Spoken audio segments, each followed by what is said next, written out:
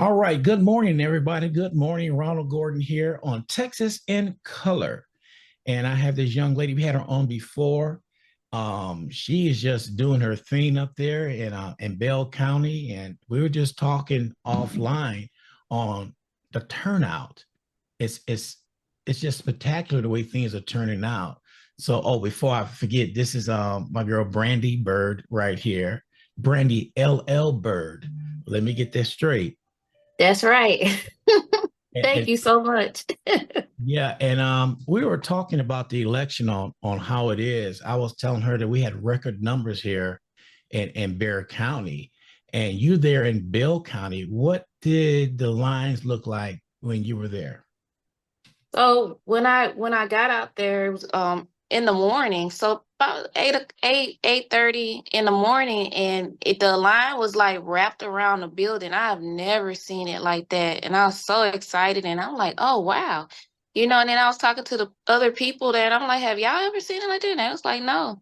We've never seen the line so long, especially on the first day of early voting. So that was really spectacular. And it was not just that site. It was like we have 8 early voting sites, so it was like about 7 of the 8 sites. The people were wrapped around the building, Is that sites just in Bell County? just in Bell County, just Okay, Bell County.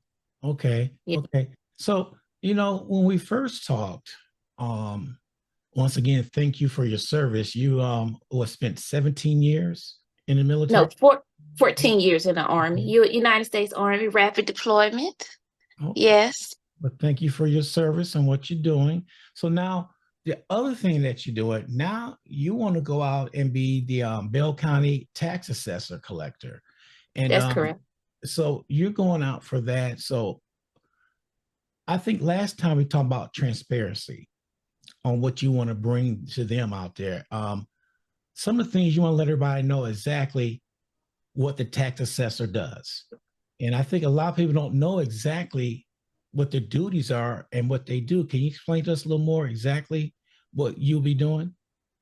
So here in Bell County is very unique. So what my job here in Bell County as tax assessor collector is to act as an agent for the state of Texas, where I collect revenue from automobile sales and vehicle registrations.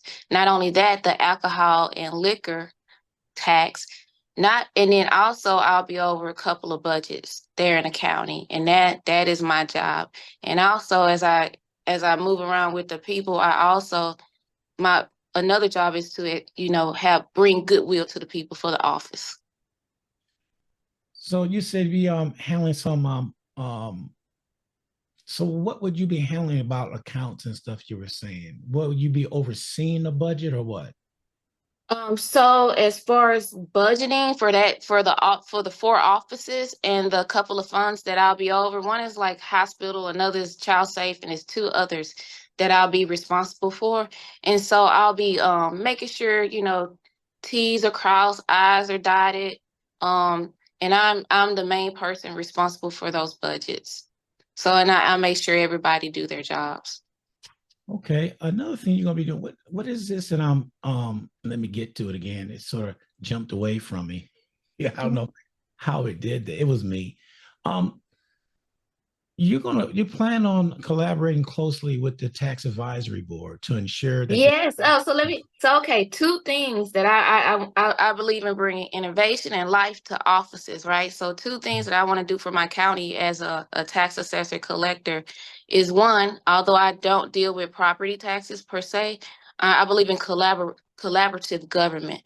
So I'm going to collaborate with the tax advisory board, well, with the assessor, sorry, the county assessor. And what we're going to do, they're going to talk about property taxes, and I'm going to talk about vehicle registration.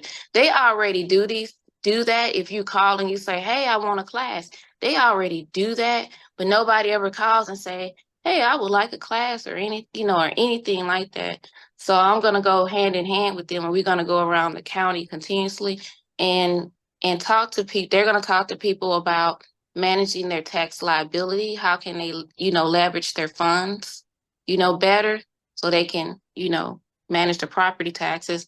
And like again, I'm going to talk about vehicle registration.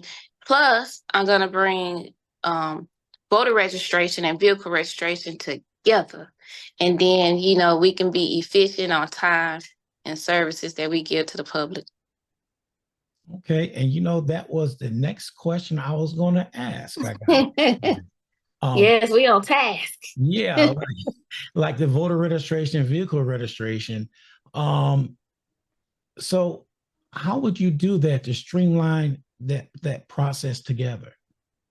So like they already do it like in other offices, and since that process is so brand new here, I'm gonna have to go to another county and actually sit with them, probably take another person along with me, sit with them and figure out how to actually bring it to Bell County. It's not that it's not being done. They already did everything in other counties. We just got to bring it to my county. And So I'm just working with another county. so what do you anticipate the timeline will be? Probably within I'm a 60 to 90 days, if that. If that, I'm hoping it just really be a easy approach. I think the biggest barrier that I will face is change. You know, being a black woman, and professional black woman, and then they're never seen anybody like me. They just be in awe. They don't know what to do with me. I like that. They don't know what to do. So just bringing change to the office. So, but like I say, it's not as if it's not being done already. It's been done like for years in Austin already in Travis County. So, and in some other counties in Texas. So it's not brand new. Okay. Well, if elected, I know that you promised to bring high level of accountability to the county, which is critical for you to do that. How would you go about bringing accountability? Because a lot of people don't be held account for what they say or do. So Right. how are you planning on bringing that accountability to your office? So the first thing is being accessible, being accessible and listening to the people and to what they say, because, most people don't have a lot of time. So usually if they have a complaint or something, it's something going on there. And so, you know, the other thing is, you mentioned it, accountability, but also transparency, putting it online or, letting the public see, well, hey, this is what's going on with it's not DMV, but with the vehicle registration office, here in Bell County, but just being open and accessible to the public and stuff, and having those forums and those things so they can bring eyes and ears and give voice to what's happening on the other side of the glass. Yes. So you're in the military for 14 years. Yes, sir. How did that shape you for being the leader that you are and for you running for the office right now, a tax collector assessor? Man, it was very, man, let me tell you, my first duty station was at Fort Campbell, Kentucky, um, air assault, right? And so when I graduated from basic training, I thought, oh my God, I graduated from basic, everything would be easier. No, it got like 100 times worse. And the things that were pressed upon my spirit was knowing how to do things manually. Let's say the system goes down or something. You need to know how to do it by hand.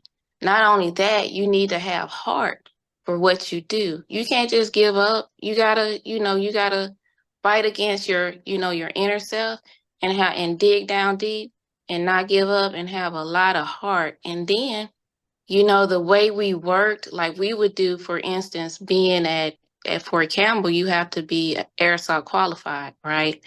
And one of the things to qualify you is you have to ruck march 12 miles in 3 hours. Now I'm 5'3".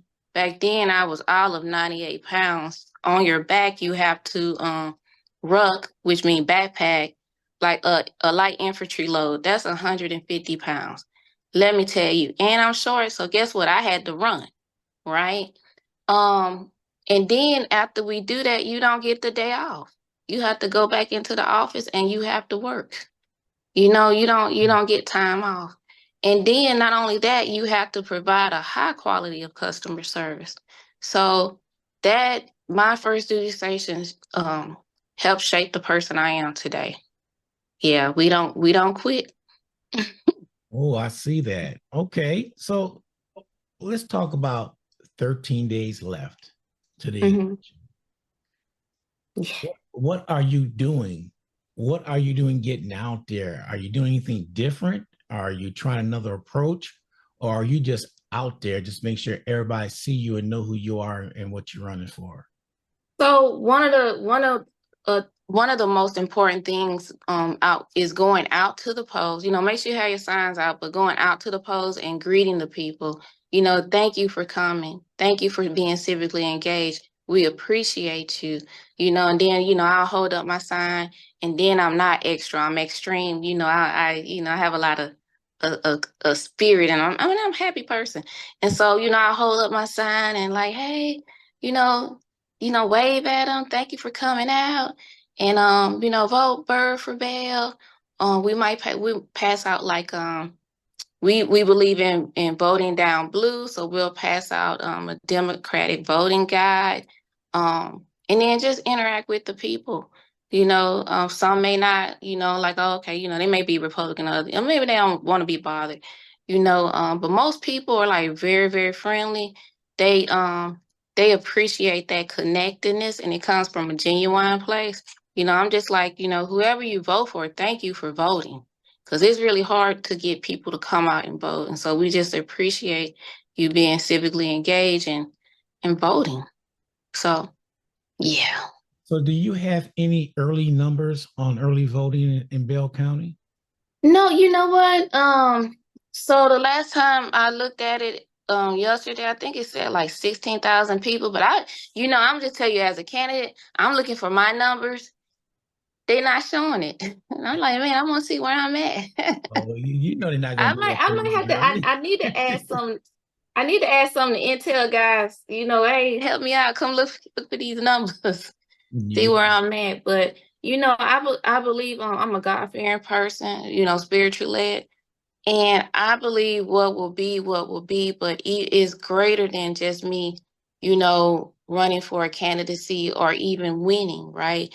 Is greater than that. So one of the things I'm gonna definitely do after I finish this whole candidacy part is open up a pack and a get out the vote thing, and that way I can go, and it'll be nonpartisan. I can go and get people civically engaged in that way. But it's bigger than just just this. Give me 1 second. I'm so sorry. Okay. Is that okay? And while she stepped away, I would like to ask all the listeners out there on Texas in Color, can you go ahead and put the numbers in if you have it of your early voting so far, the numbers in your county? Because that's what we would like to know about that.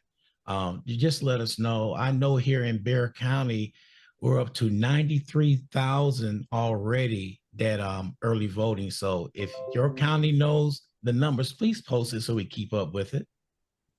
All right. I got one more question to ask you. Okay. Okay, yes. How do you feel about your chances? Are you feeling good about it? Are you enthused about it? Because you're a very enthusiastic young lady. So Um, what are you hearing out there? well, one of the things, it's funny, like politics, or even, running for a candidacy is a funny thing. It's kind of weird. Everybody could be telling you, "Oh, you're doing good, you're doing great," and then when it's time to, and we'll vote for you, right? You're getting positive feedback everywhere, and then in the polls, you may not win. It's a 50-50 chance, even if I was another candidate, and I wasn't new to the position or anything, I still would it's still like 50-50. Here it's like being in a dogfight, really.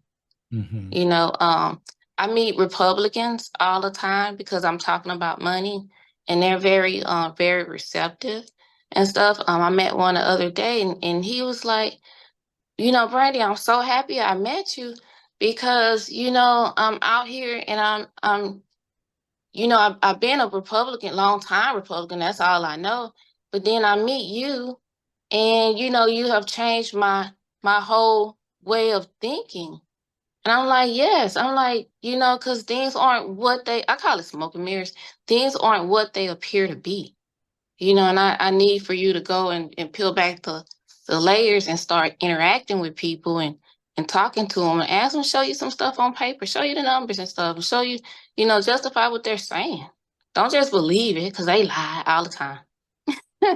You said something there, speaking to people, and that's what you want to hear. They want to hear the truth. And you said one other thing that's the key: the numbers. The numbers Right. lie. They never lie. They So never lie. if they see the numbers exactly what you're doing and what it Yep. adds up to, they see that. They say, wow. And you know what? A lot of people like you have probably talked to a lot of people has never seen the numbers and they just vote. They don't know exactly what they're doing. But what you getting out there and doing that, and I just think of that movie, Show Me the Money, but show me the numbers. That's right. And numbers don't lie, like I said, because if you show up, this was going, well, I never knew that, but now you do. Yep. Yep. And you wonder why your property tax is so high and why, the kids don't have books in school, or why, for instance, we don't have qualified teachers teaching our kids and stuff. Because really they're defunding the school system. And again, I talk about power to purse, whoever holds the purse holds the power, and literally defunding schools to make you go into a frenzy and start attacking each other. And they got all the money. They doing it on purpose. And I don't know if you ever heard of it in the world of the internet. In sales, it's a thing called a funnel. And so I'll put up things, or digital barriers for you to go to a particular spot so I can do hard sales to you. Basically, it's a form of harassment. You know, um, and that's what's happening. Hmm. I told you one last question. I got to ask you this one right here. For 29 years, the Republicans have been in office running things for 29 years. My question to you is, how do we allow that to happen for 29 years? Are we living up under a rock, or what is going on? The reason why we put up with this for 29 years? Well, I think our mentality has been that our leaders got it. Oh, they got it. I don't have to worry about it. I can go along with my life, and I don't have to worry about, what our elected officials are doing. And part of the problem is we haven't been taught civics properly, if at all. Actually, I know we haven't been taught it at all in Texas. Um, and then, and it has to do with, allocating money into different communities or resources, allocating them into the proper places. And, one of the things is, if you don't know, you don't know. So, and you won't say, well, hey, where's my money going? My taxes is always going up, but I don't see improvements. We're the 15th largest county in Texas, right? We don't look like it. So tell me where all this money going. What is it going to? Yeah, and when I found out that it was going to the court system, I asked bigger questions. I'm like, well, why do we have so many court cases on the books?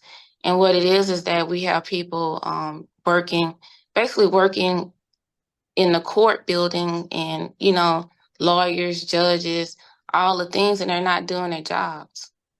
They basically they sitting on six figures, and one of our county commissioners said it happily. We just do baseline. We just do, you know, um, the bare minimum.